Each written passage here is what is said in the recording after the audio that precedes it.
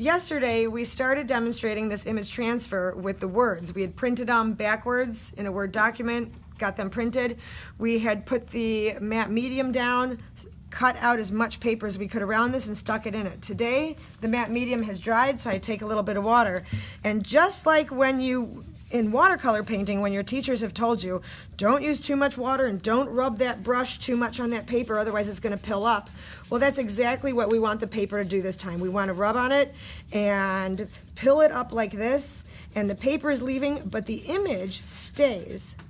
So you can do this with any image, words, whatever you want, and these, and you want to print it on regular paper from your printer.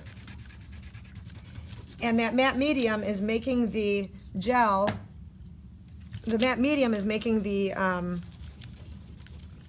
toner stick, and you keep rubbing. There's a fine line between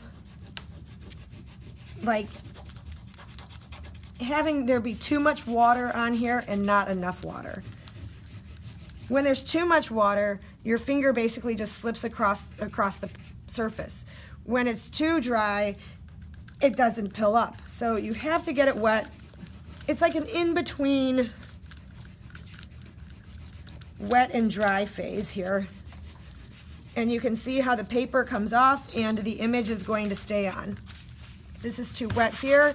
I can take my paper towel, dry it off, rub across it. Now, if you rub too hard, you are going to start rubbing off some of the actual toner from the printer.